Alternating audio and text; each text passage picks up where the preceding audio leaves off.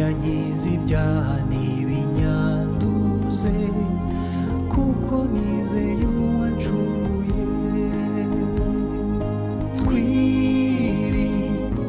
Twiringiye ibyo asezeranijwe na Yesu wacu, ntabwo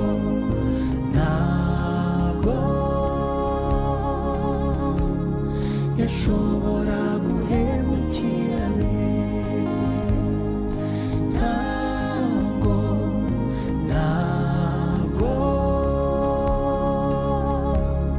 yashobora guhemukira be.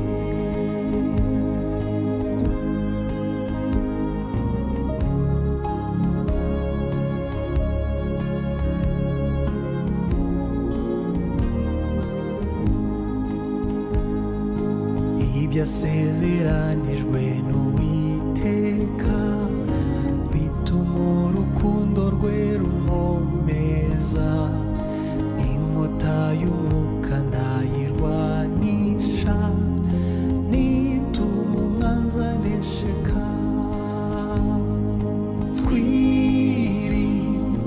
Twiringiye ibyo asezeranijwe na Yesu wacu, ntabwo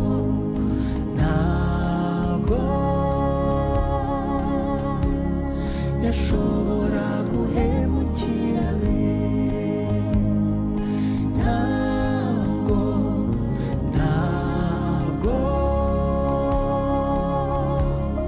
yashobora guhemukira be.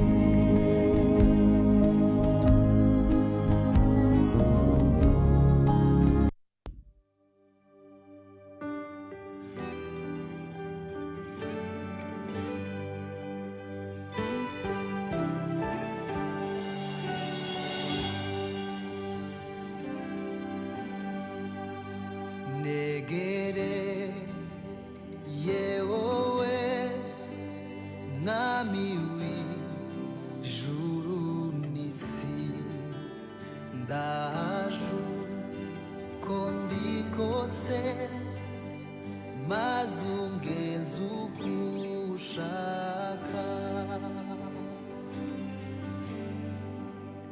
nguhayo mutima wanje wijiremo, nkoreshe icyo ushaka, mpindure icyuma cyawe, mukunzi wanje we, ndaje ungenze uko ushaka.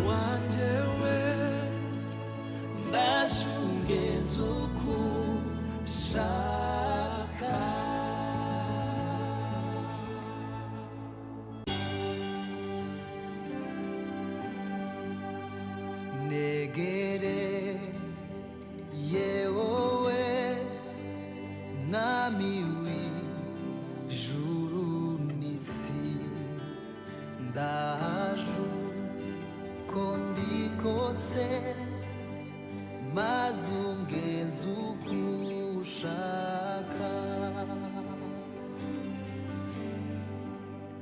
nguhayo mutima wanjye winjiremo nkoreshe icyo ushaka mpindure icyuma cyawe mukunzi wanjye we ndaje ungenze uko ushaka wuzuye imbabazi utinda kurakara mpindura inzu yawe bigumanira iteka nguhayo mutima wanjye winjiremo nkoreshe icyo ushaka mpindure icyuma cyawe mukunzi wanjye we ndaje ungenze uko ushaka nguhayo mutima wanjye winjiremo nkoreshe icyo ushaka mpindure icyuma cyawe mukunzi wanjye we ndaje ungenze uko ushaka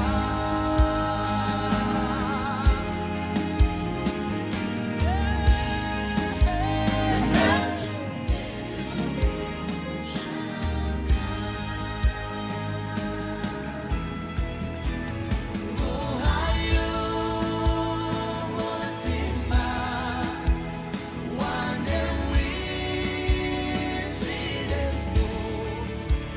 nkoreshe icyo ushaka mpindure icyuma cyawe kuze wanjye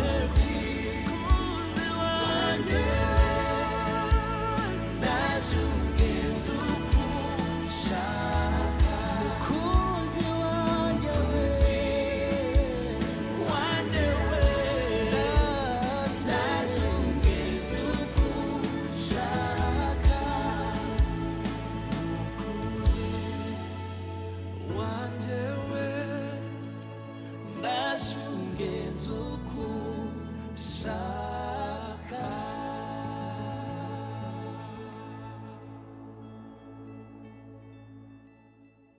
Yesu ashimwe cyane. Imana ishimwe yongeye kutugarura imbere yayo. Imana ishimwe duhaye impano y'ubuzima, itwongeye umunsi ku minsi yatugeneye turi hano mu isi. Reka umutima wawe ube mu kugusenga nk'uko umuririmbyi arimo kudufasha. Mwibuke ko uwo dusanga ari umukunzi wacu, ni inshuti, ni umubyeyi, ni data. Nawe uzana umutima wo kugira ngo nguhaye umutima wanjye wose ungenze uko ushaka. Nagira ngo rwose ushire amanga, ushire ubwoba, ushire impungenge. Uko data ashaka kuri wowe ni kwiza kuruta uko wishakira. Uko data anshakira ni kwiza kuruta imigambi yose myiza nifitiye. Hari igihe kutamumenya mu mbabazi ze zitangaje bidutera kwibwira yuko ibyo twishakira ari byo byiza, ariko yuzuye imbabazi, yuzuye kugira neza, kwirekurira mu biganza bye ukamubwira ngo ungenze uko ushaka, nibyo bigukwiriye. Kaduhuze umutima tumubwire ko tumuhaye imitima yacu, ngo atwuzure, atugenze uko ushaka, aduhindure abo yifuza ko tubamo, yinjire mu ngingo zose zitugize, uduce twose tutugize, atugenze uko ashaka, aduhindure uko ashaka.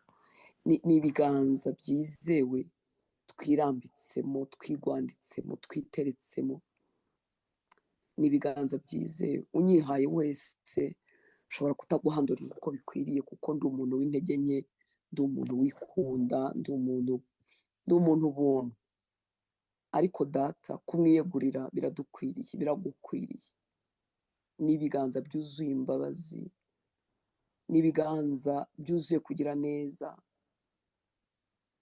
nukuzi kuva utaraba urusoro mu nda ya mama wawe, nukuzi papa na mama bakubyaye bataramenyana, nukuzi isi itarakuzingazinga, itarakubabaza, nukuzi muri detaye. Uwo niwe twiha, uwo niwe twishyirira, nukurebana amaso y'imbabazi.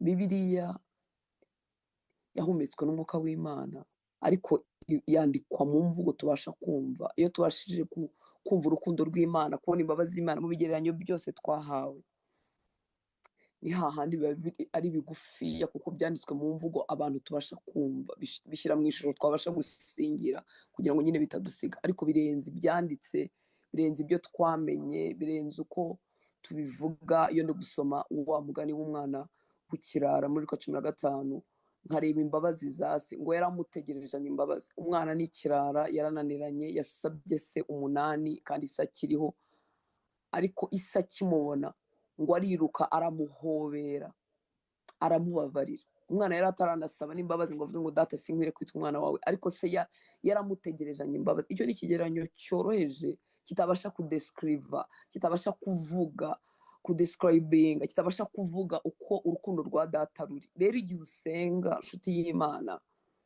ntiwibwire ngo usanze umuntu kurebana ijisho rirakaye, ntiwibwire ngo urebye umuntu ngo wakoze liste y'ibyo wananiwe gukora, ngo dore ngo ejo yagomba kwiyiriza ntiyirije, ngo dore ngo yagomba kubyuka saa 11 zibura iminota akabanza akitegura kugira ngo badafite ibitotsi ngo ntiyabishoboye. Ntabwo data si uko ameze. Ntabwo ari mwarimu b'abarimu bakera muri primaire yabaga gutegereje wakererewe n'inkoni.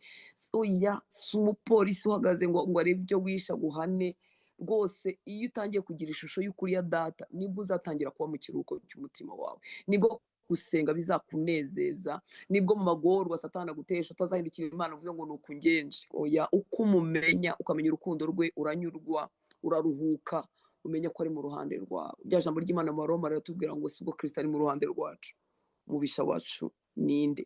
Ariko kutamenya uwo Kristo ari we ku bwacu, kutamenya ijambo ry'Imana, iyo ugeze mu buzima bugoye, mu ngorane, uramuhindukirira. Kandi icyo nicyo Satani abashaka, uramuhindukirira ngo nuko umembye, nuko ungenje, se ntiwitaye ku mubabaro wanjye. None Satani akanezerwa kuko wayobewe uri mu ruhande rwawe. Yaratubwiye ngo subwo ndi mu ruhande rwanyu, mubisha wanyu ndindi. Ntabwo ari contre, ntabwo aturwanya. Yishimiye kugubwa neza, yishimiye kugira amahoro y'umutima, yishimiye kunezerwa, yishimiye gukira uburwayi bwo mu mwuka n'ubw'umubiri, yishimiye kunesha. Ari iburyo bwa data kwingingira ngo udatsindwa, akwingingira ngo utaneshwa, akwingingira ngo isi itakumara imbaraga, akwingingira ngo wongere wirukanka usingire ibyo yagufatiye, wirukanka uzagere mu ijuru amahoro, waranesheje, warabaye wowe wagombaga kuba wowe, warakoreshejwe ibyo wagombaga gukora mu mugambi data yaragufitiye, kuko imigambi ye ni myiza. Ntabwo uri igikoresho nk'uko umuntu agira ibikoresho mu rugo, igikoresho cyamara gusaza akakijugunya akagura ikindi. Oya, nubwo dukora mu rugo rwa papa, nubwo turi ibikoresho acamo kugira ngo agere ku bandi, bitandukanye nuko dukoresha twebwe ibikoresho byo mu nzu yacu. Ugakoresha umweyo, wamara gusaza ukajugunya, akaba ntacyo kikubwiye. Si yo shusho mukundwa, si yo shusho. Uzajye wibuka, niba waragize umugisha wo kubyara, wibuke uburyo ukunda abana bawe, uburyo bashakira ibyiza kandi uri mubi. Uri umuntu w'intege nke, uri umuntu uhindagurika, ariko wibuke ibyiza ushakira abana bawe. Uwo ni wowe n'ikigero cyawe kigufi. Utekereze data uje imbabazi, uje kugira neza, wita ku rubyaro rw'abamukunda akageza kuri generasiyo y'igihumbi, utinda kurakara, ubabarira gukiranirwa. Nubanza urebe izi mbabazi ze zitwikiriye isi zituma isi idashiraho. Wibuke ko twebwe iyo twamenye ibintu bibi abantu badupangira tukamenyaho gake, imitima yacu irabihirwa, tukajya gushakisha imbabazi ngo tubashe gukomeza kubabarira no kubakunda zikava kure.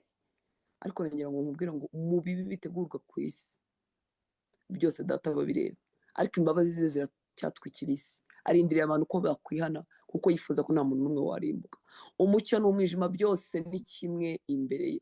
Nta kintu kibera mu mwijima ngo none ngo kize kuba surprise kuri we, ngoze kuvuga ngo yo ngo sinabimenye ngo bari abantu ko barimo bapanga, ariko imbabazi ze zirabatwikira. Imbabazi ze zitegereje ko abanyabyaha bihana ntibarimbuke. Imbabazi ze zitwikira isi yose, ubuntu bwe ntibugira akagero. Rero uvuga ngo ngenze uko ushaka, ntuzibwire ngo uko ashaka ni kubi, ngo ni ukutubabaza. Ya mvugo yamamaye kuva kera ivuga ngo ubushake bw'Imana burasharira. Ubushake bw'Imana ni bwiza kuri wowe, imigambi ye ni myiza kuri twe, ibyo yibwira kutugira ni amahoro si ibibi. Angambiriyeho ibyiza kuruta imigambi yose nakwigirira. Gusa inzira ze zitandukanye n'izacu, ahaca hatandukanye n'aho namurangira ngo nace. Bakuru ba Yozefu barageze muri Egiputa bamaze y'imyaka, hashize igihe. Bari bazi ko Yozefu abagira neza kubera ko se akiriho, isi amaze gupfa. Baribwira mu mitima yabo itaramenye Imana, itaramenye imigambi y'Imana, baribwira ngo reka twegere Yozefu ngo tumubeshye, tumubwire ko data yasize avuze ko azatugira neza, atazatwitura ibibi yadukoreye. Nibyo bari bagambiriye nk'abantu, kandi koko imitima yabo yarabashinjaga. Bamugiriye nabi, arimo arabagirira neza, nta kuntu imitima itabashinja. Nuko banoza icyo kinyoma barakimushyira. Yozefu mu mutima wakize, mu mutima wababariye, mu mutima waruhutse, arabwira ngo ni koko mwapanze ibibi, ariko Imana yarabyemeye kugira ngo ikuremo ibi byiza duhagazemo none. Ikiza abanyegiputa be kurimbuka, ikiza ab'iwacu bavuye i Kanani be kurimbuka. Tekereza izo mbabazi z'Imana, tekereza imigambi y'Imana. Nyamara twareba umuruho wa Yozefu tukareba aho yaciye, twebwe muri twebwe nk'abantu twavuga ngo ariko se hariya yagombaga guca, suriya mwana yagombaga kwangwa n'abakuru be akiri mutoya, kandi abakunda, kandi yifuza ko batajya mu bibi, kandi yabazaniye ibyo kurya, yakoze urugendo yirukanka bashakisha ngo baticwa n'inzara. Ese bagombaga kumugurisha, se bagomba kumuta mu rwobo? Mwibuke ko umugambi wa mbere ubundi kwari ukumwica, nuko mukuru umwe yamubakijije, Rubeni yamubakijije. Twareba ziriya nzira twakwibwira mu bwenge bwacu bugufi, tuvuga ngo si hariya yagombaga guca. Ese kuki Yozefu yabanje kubabazwa? Ese kuki byagenze kuri nyine? Iyo ni imibare yawe n'iyanjye, ariko ntabwo tuzi uriya mutima uri gold, uriya mutima w'izahabu, uriya mutima mwiza wenda kumera nk'uwa Kristo, nakumeze nk'uwa Kristo. Ntabwo tuzi kugira ngo uboneke mu mutima mu buzima bwa Yozefu aho yagombaga guca, akaza yuzuye imbabazi zingana kuriya. Hanyuma yabona bene se akarira, akabahobera, akananirwa kwifata, agasohora abanyegiputa kugira ngo abirondorere, ababwira ati ni njyewe mwene se Yozefu. Ntabwo tuzi kugira ngo agire uriya mutima w'imbabazi urugendo rwose yagombaga guca. Uriya mutima w'imbabazi udahora bene wabo, uriya mutima w'imbabazi ubabajwe nuko abanyegiputa bazicwa n'inzara akabagirira imbabazi atabavukamo. Uriya mutima kugira ngo uboneke ni urugendo bakundwa. Rero mu biganza bya data atwitayeho, aduhandoringa neza, adutegerejanye imbabazi nyinshi. Numwikubita imbere mu minsi yo gusenga, we gusenga nk'aho ari igihano hawe, we kwibuza ibyo kurya nk'aho ari igihano. Oya, uvuga uti ndashaka kukumenya, ndashaka kungenza uko ushaka, ndashaka guhishurirwa, ndashaka kubona mu maso hawe imbabazi kuruta uko nari naravuganye, ndashaka kukumenya birushijeho. Ni umutunzi w'imbabazi. Reka dusengere muri Zaburi 143, hanyuma tumushime, hanyuma tumuramye, hanyuma kuguhishurirwa Dawidi yagize nawe kuba ukwawe. Turaza gukomeza dusenga uyu munsi, turaza kuba dusengera itorero, turaza kubigarukaho, ariko reka tubanze suka umutima wawe imbere y'Imana, umubwire ngo ndashaka kuguhishurirwa birenze uko nakumenya. Ni ukuri kumenya data n'urukundo rwe bizaguha ikiruhuko cy'umutima, bizaguha gutegerezanya amatsiko ineza kubikiye, bizaguha imbaraga zo kwihangana igihe urimo guca mu muriro, igihe urimo guca mu mazi menshi. Uzamenya ko isezerano rye ari iry'ukuri. Nzabana nawe, sinzabasiga, sinzabahana. Iryo sezerano rizakubera iry'ukuri, maze bigutere kugira amahoro mu mutima. Uzakubitwa hasi ariko ntuzahera hasi, uzaterwa amacumu n'umwanzi, uzarwanwa ariko ntuzaherayo, kuko isi yuzuye ibirushye, ariko ahantu ho kuruhukiraho kuri ni mu rukundo rwa data. Iyo uruhishwe rero nta kiruhuko utunga mu mutima. Iyo uruhishwe rugakomeza kuba uruhishwe mu maso yawe, uraruha, kuko iyi si irakubabaza, imibabaro yawe yose ikakugeza aho yashakaga kukugeza. Ariko mu buruhukiro bwizewe ni muri Kristo Yesu. Amahoro y'ukuri arayafite ku bwacu. Muri Kristo ni ahantu, ni mu bwugamo bw'ukuri.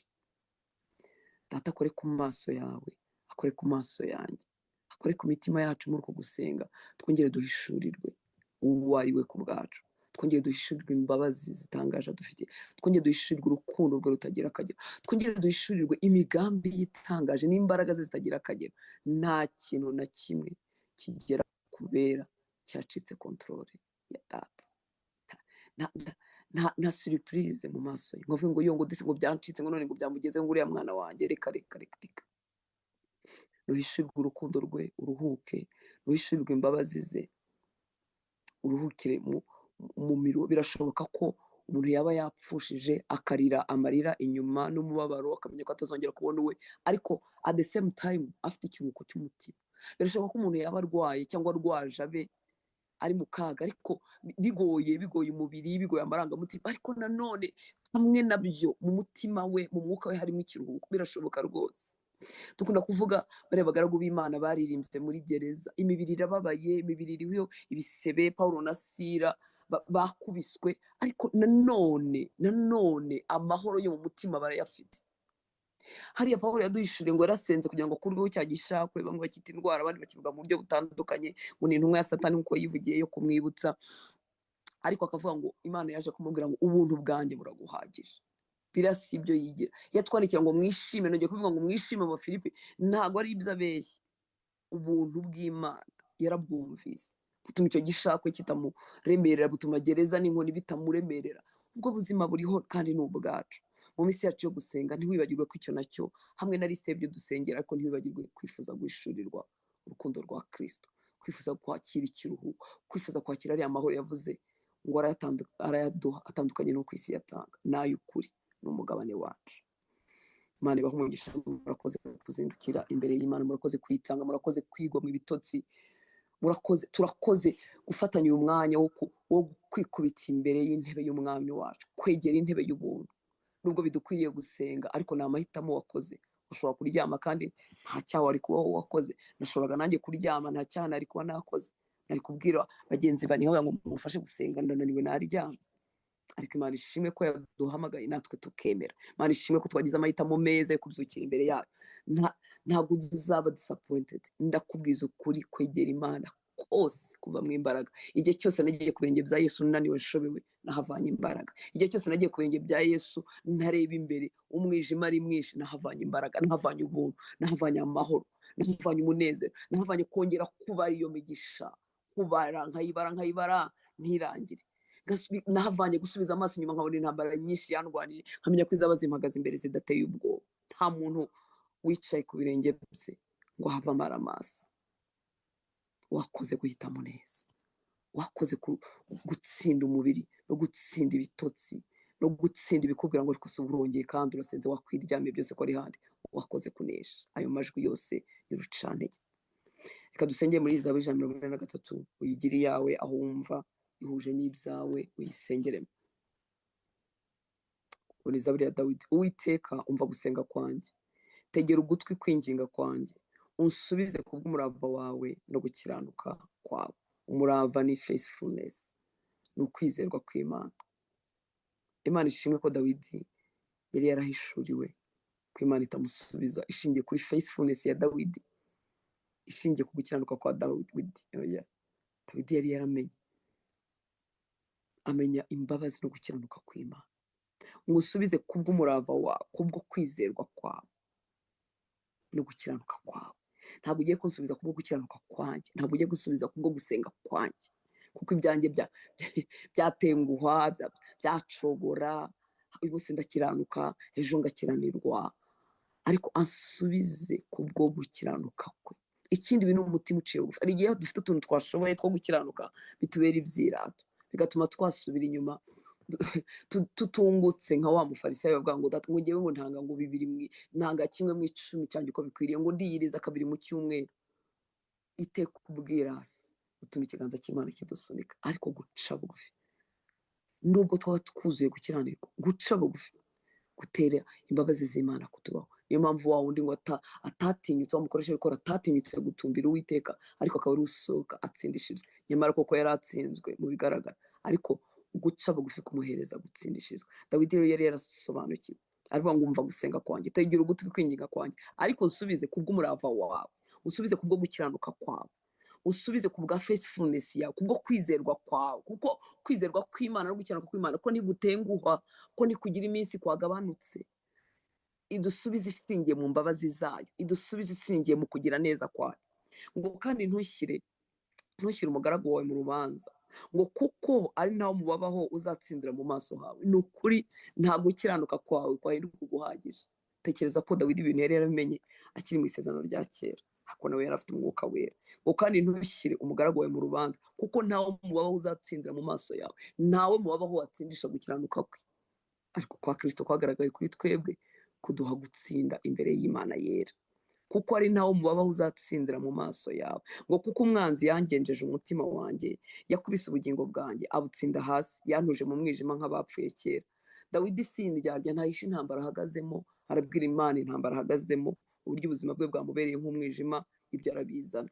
Ariko umva nubwo abizana ntagarukiraho, ngo nicyo gitumye umwuka wanjye ugwira isari muri njye, umutima wanjye ukumirirwa muri njye. Nubwo umutima wanjye ushonje, nubwo numiwe, ngo ariko nibutse iminsi ya kera, nibwira ibyo wakoze byose, ntekereza umurimo w'intoki zawe. Umutima urumye, umwanzi wamukubise hasi, arasa nk'uwenda gutsindwa, ariko ntibyamwibagije imbaraga z'Imana. Ngo nibutse iminsi ya kera, nibwira ibyo wakoze byose, ntekereza umurimo w'intoki zawe.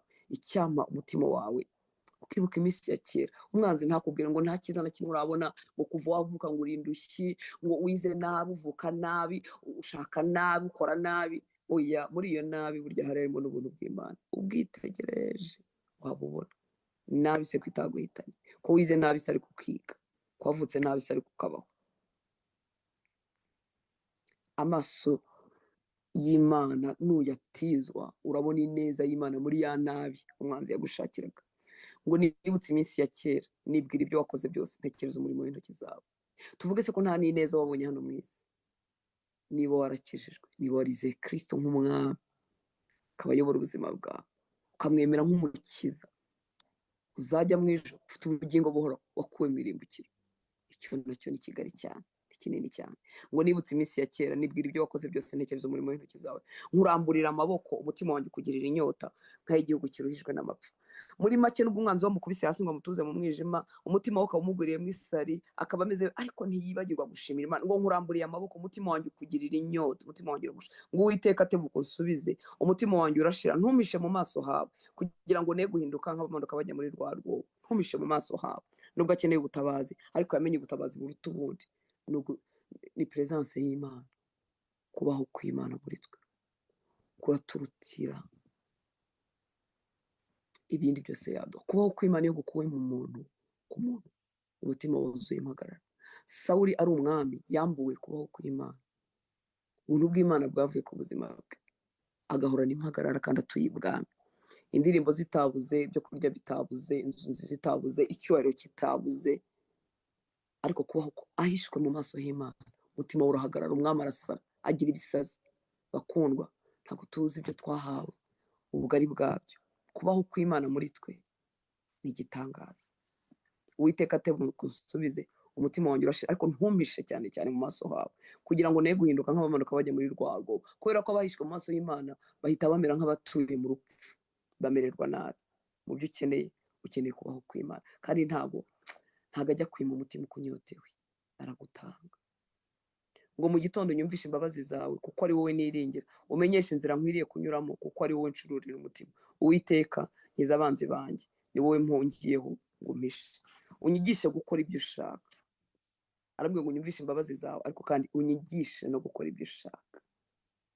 Nubwo nkwinginga ngo nkize abanzi banjye, twibuka ko abanzi bacu twebwe iteka ikiganza kiri inyuma yabo ni Satani, si abantu. Uhanganye n'umuntu rwose none acika ukarwana intambara y'umubiri uzajya umenya ngo watsinzwe ujye wongera ubwira Imana ngo ongera unyegure ongera umbyutse ndwane intambara y'umwuka niyo wampamagariye kurwana hanyuma ndwane intambara nziza yo kwizera iyo niyo kureba ko umwanzi wawe ari Satani n'abantu yaba yakoresheje niwe wabakoresheje abo bantu nabo data bafite imbabazi arashaka ko bakizwa arifuza ko batazarimbuka umwanzi nakubera umuntu uzamenye ngo watsinzwe umbwira Imana uti ongera unyegure simpangane n'umuntu ongera unyegure sindebe umuntu ndebe Satani wifuza kurimbura kuko umuntu ujya kuguhemukira ujye umugirira n'impuhwe kuko nawe ameze nabi mu mutima umuntu umeze neza mu mutima ntahemuka umuntu umeze neza mu mutima ntagirira abantu nabi ntirukanisha abantu mu kazi ntifuriza ikibi abandi umuntu umeze neza mu mutima umuntu rero uzabona akwifuriza ikibi uzamugirira imbabazi ko umutima we urarembye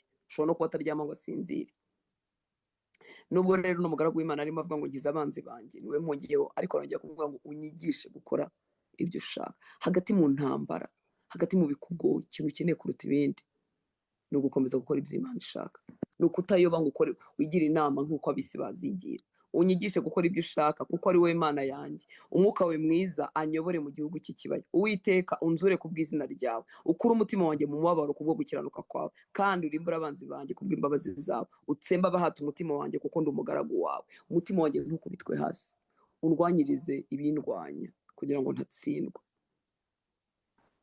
suka umutima wawe imbere y'Imana aho wumva hahuza nuko wiyumva n'ubundi buryo umerewe uko Dawidi atahisha umutima we Imana nawe suka umutima wawe ube kumwe n'Imana yawe wakumva amagambo yanjye wakoresha yanjye ariko wakoresha n'ayawe n'ibyuzuye umutima wawe data aratwumva tuba twamyitinze kugira ngo amajwi ativangavanga bikaba urusaku mu matwi y'abandi ariko si urusaku mu matwi Imana ibasha kumva miliyari zituye isi icyarimwe Imana ibasha kumva gutaka kw'abantu Imana ibasha kumva imibabaro y'abantu n'abatayizi n'abatayitayeho ubwoko bwawe buri muri Egiputa yumvisha umubabaro wabo n'umuniho wabo bari baracogoye bari barajyanyweyo n'amahitamo yabo mabi bari barajyanyweyo no gutera Imana umugongo ariko ntibyabujije Imana kumva gutaka kwawe nta nkaswe wowe mwana wawe yuzuye imbabazi no kugira neza data duhuje umutima abahungu bawe n'abakobwa bawe durira kuri iki gicaniro abo wahamagaje imbabazi abo weguje imbabazi ukaduhamagarira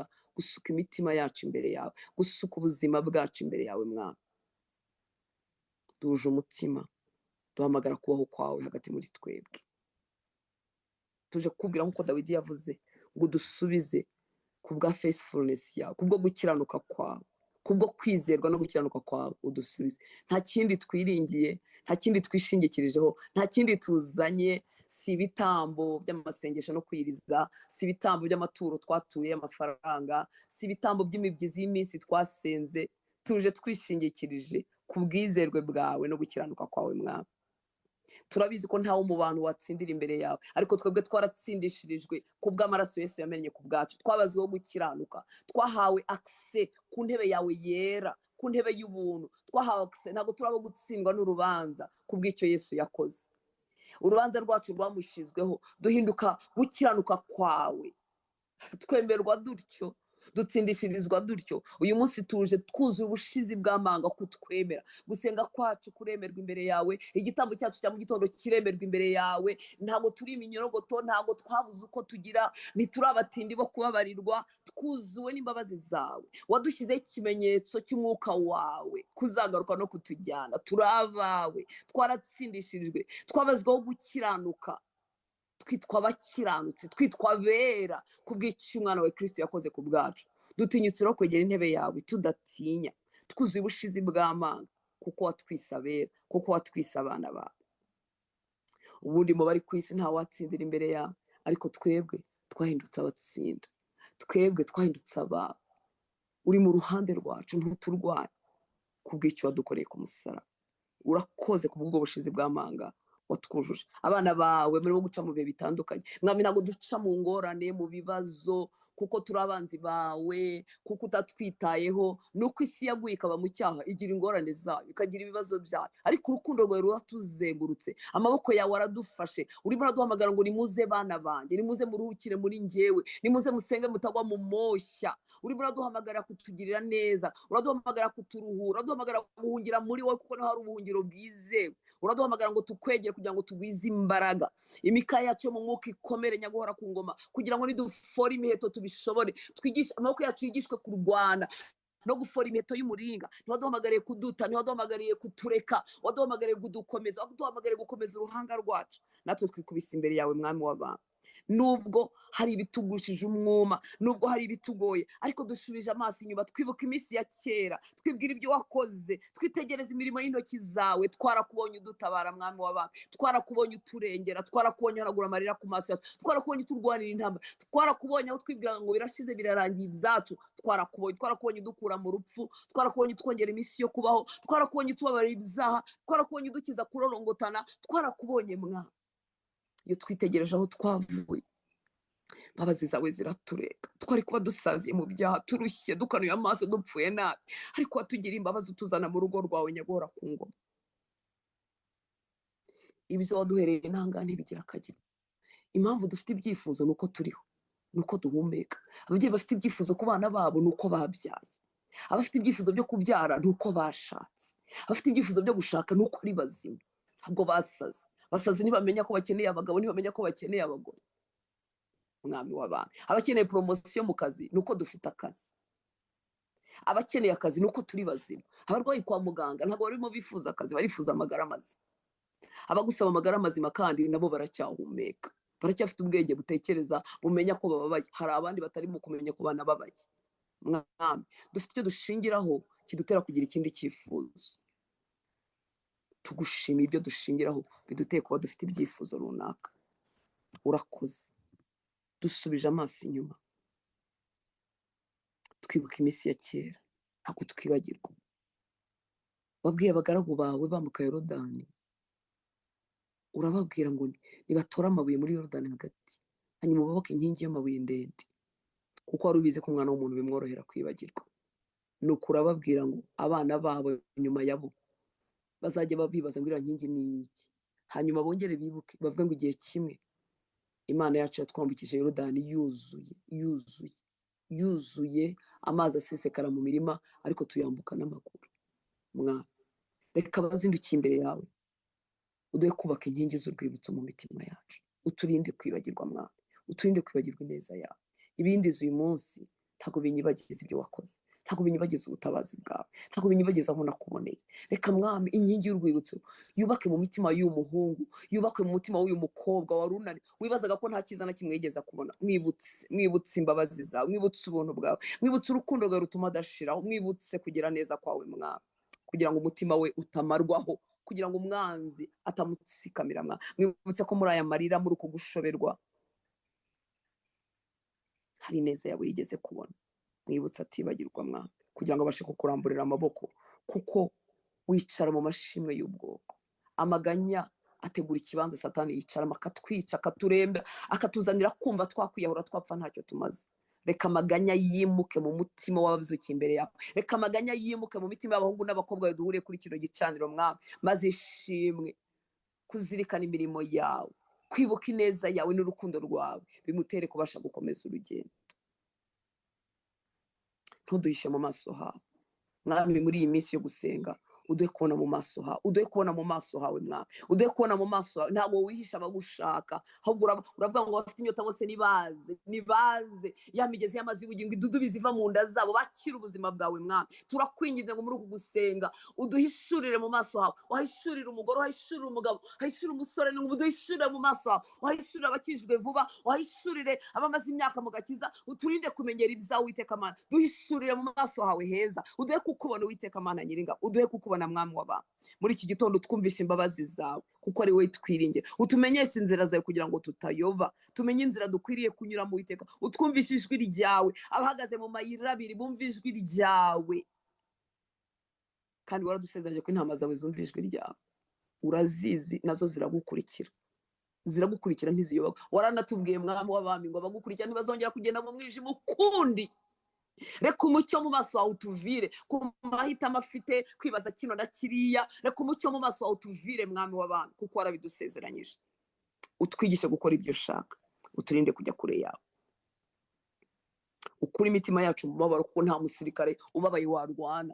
Utwumvishe ya mahoro, wa munezero, ya migezi itemba, yongere dudubize mu nda y'uwariraga. Mwami turasabira abavandimwe bapfushije ababo, turasabira abavandimwe barwaje indwara zikomeye kwa muganga bababwiye ko ziri terminal. Mwami w'abami tubasabiye amahoro y'umutima, tubasabiye imbaraga, tubasabiye ibyiringiro, tubasabiye gukomerezwa muri wowe. Turasenze ngo kugira neza kwawe guca imbere yabo mwami w'abami, bongere beguke dukomeze urugendo. Muri abo hari mwabuhamagara, hari mwabuhagurutsa, hari mwabutuma, ariko bararambaraye mwami. Turasenze ngo wongere ubegure ab'ibyaha bibyizingiyeho, batibwira ko kunesha guhari, bumva gutsinda no kubohoka bitabaho, bumva bazaba imbata byiteka. Turasenze ngo ucishe kugira neza imbere yawe imbere yabo, kugira neza kwawe kubaca imbere, imbaraga zawe zibaca imbere, mu maso yawe bahabone, iyo minyururu icika, ubwo bwihebe buhunge mu izina rya Yesu, maze bahaguruke bakomeze urugendo.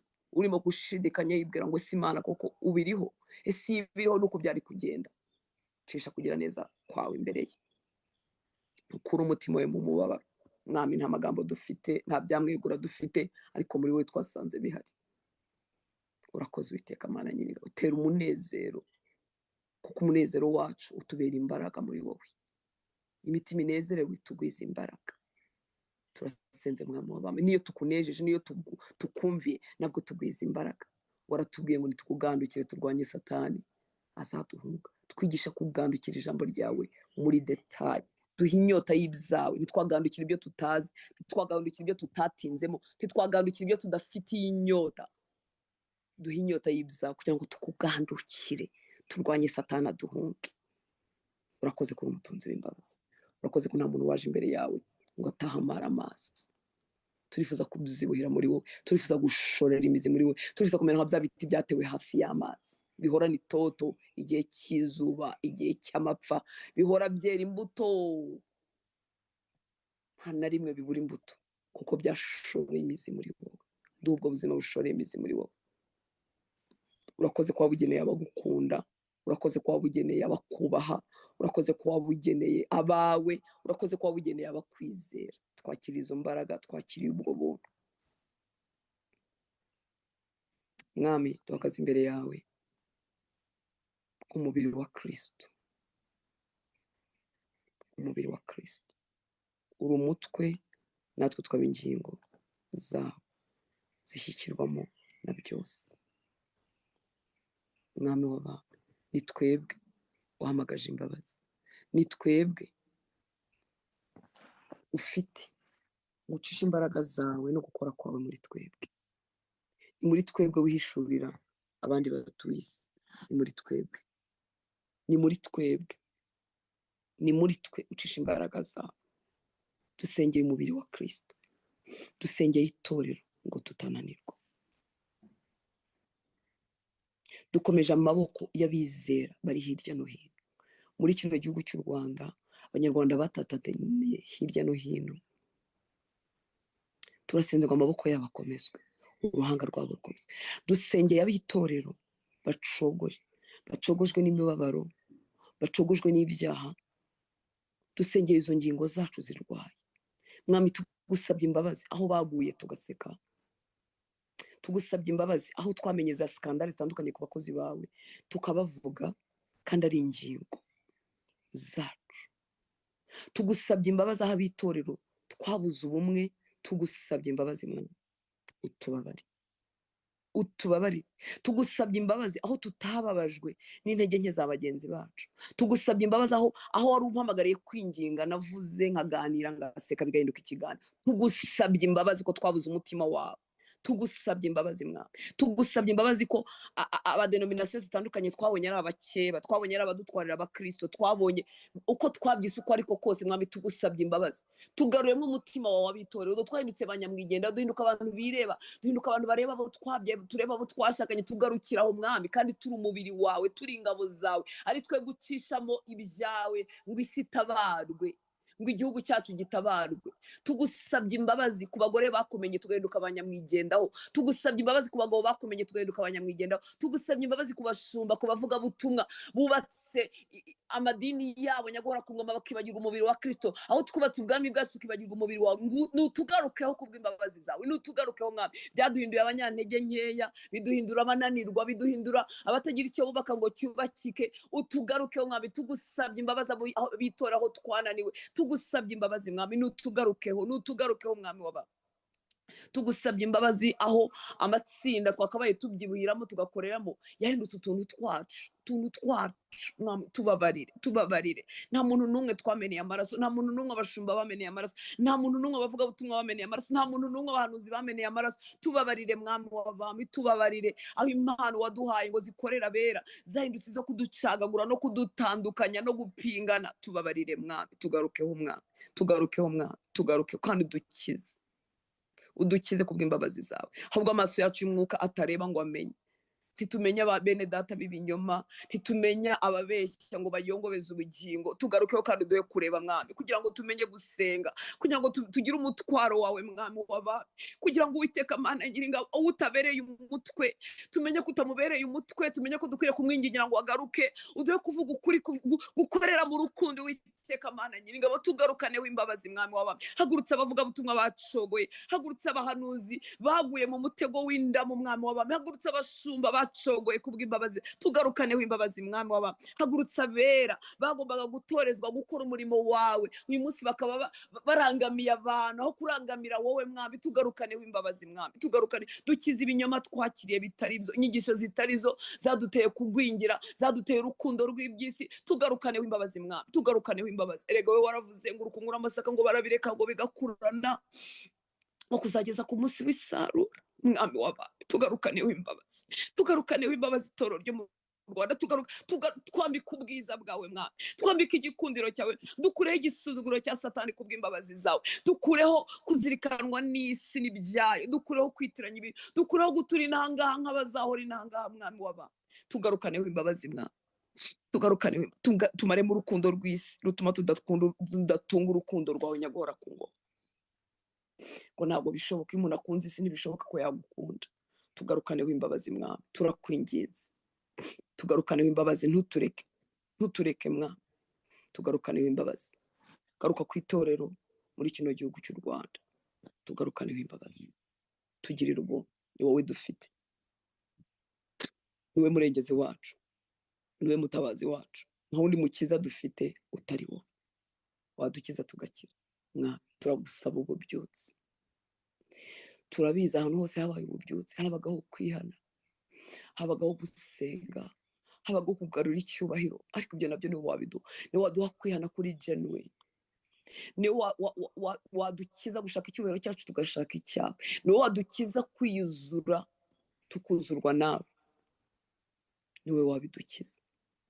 Bidukize twebwe abamaze gukurira muri uyu murimo, bikiza abasore n'inkumi bato urimo uhagurutsa.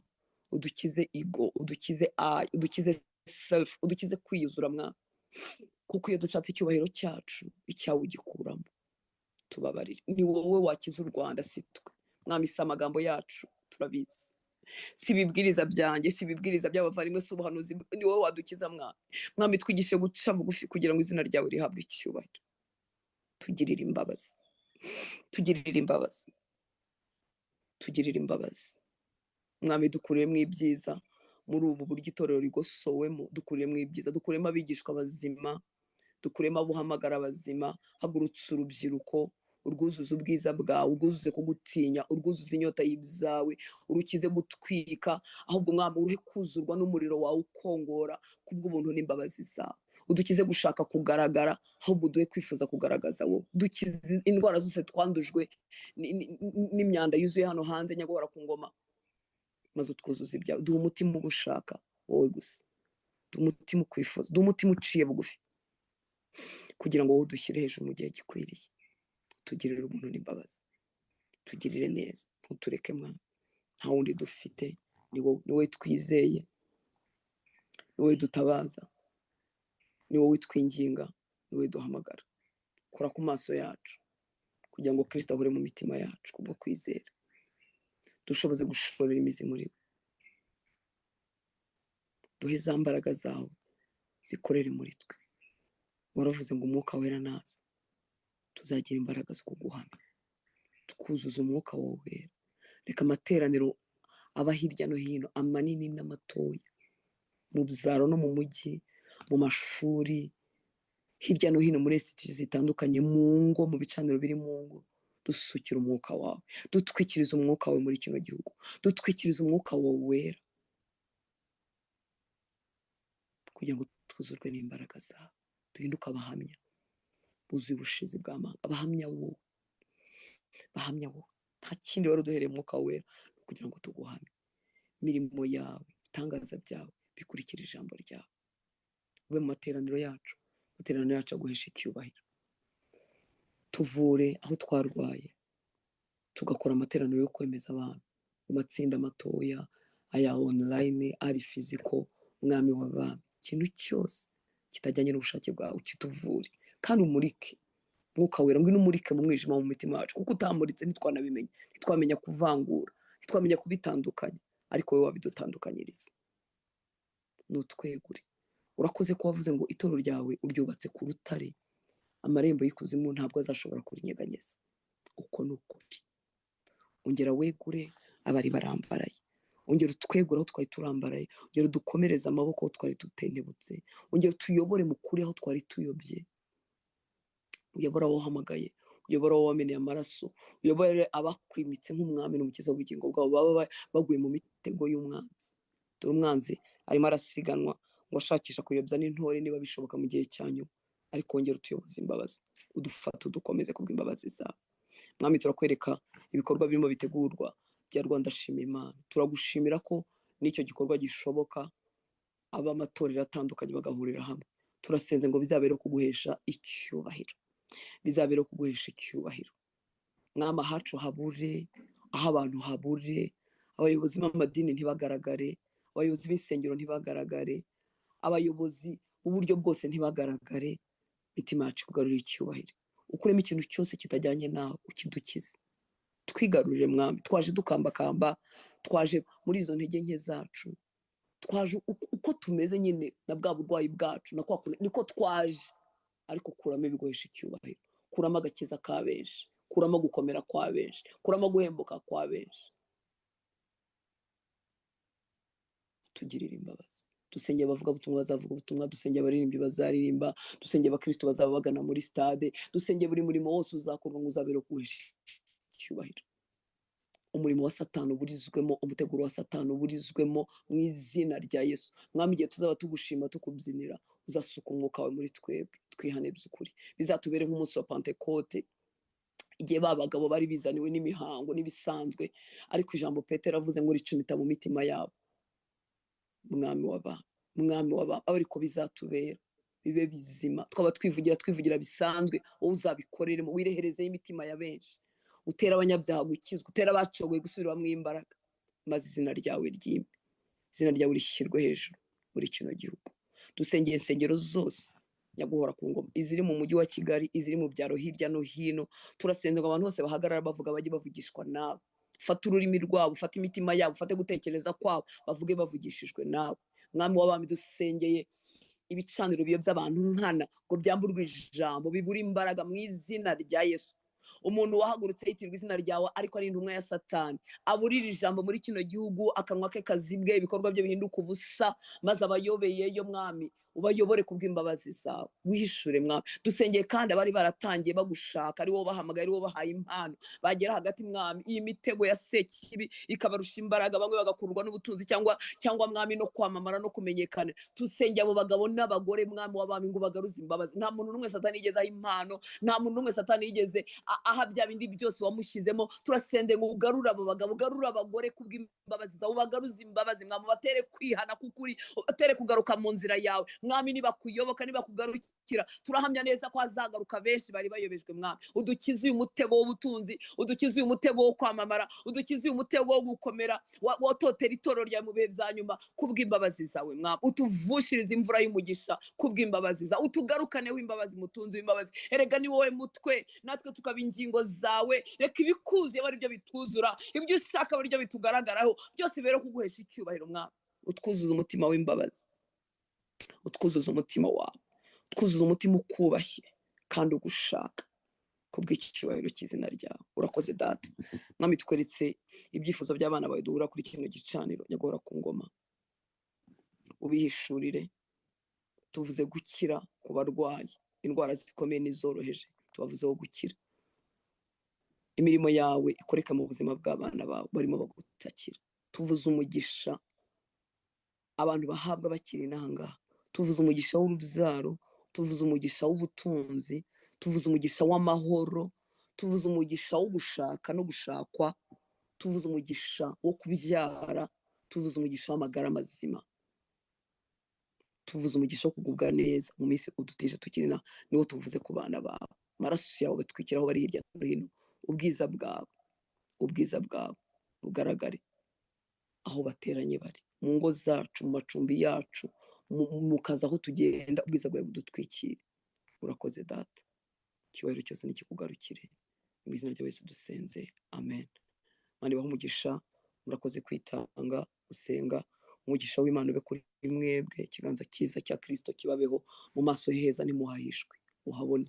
Kugira umunsi mwiza, naho ku mugoroba turasubira gusenga saa 12:30 kuri Zoom. Tuzasoza niba turejo kuwa gatatu, hanyuma ku mugoroba tuzakora igaburo ryera nkuko tujya tubigenza rimwe na rimwe turebemo n'Imana. Uzaritegura aho uzaba uri, hanyuma nawe dusangire ku meza y'Umwami. Kugira umunsi mwiza, murakoze kwitanga.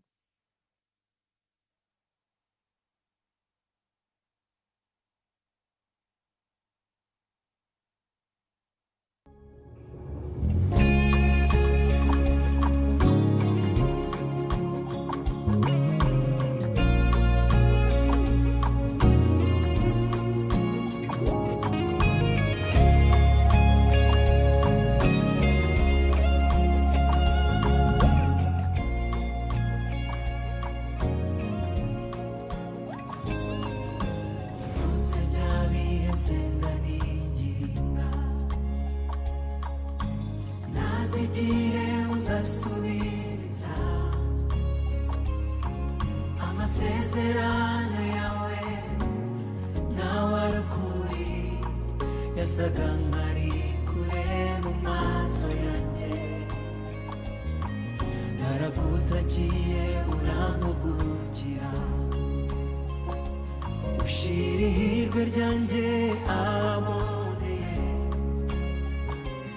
Ngira inkingi yo guhamya kuri Mana yumva gusenga, Yesu wabaye uwo kwizerwa. Nibutse bya bihe senga niginga, nazi igihe uzasubiriza amasezerano yawe, nawe ari ukuri, yasaga nk'ari kure mu maso yanjye. Naragutakiye urampugukira, ushira ihirwe ryanjye aboneye. Ngira inkingi yo guhamya kuri Mana yumva gusenga, Yesu wabaye uwo kwizerwa. Uri uwo kwizerwa, wahinduye ibihe. Hahirwa abakumenye, uri ubutunzi butagereranywa n'amahoro kuba gufite. Uri uwo kwizerwa, wahinduye ibihe. Hahirwa abakumenye, uri ubutunzi butagereranywa n'amahoro kuba gufite.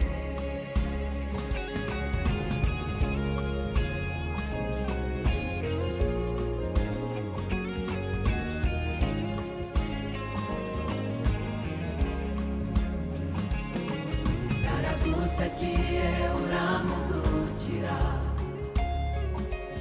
ushira ihirwe ryanjye aboneye.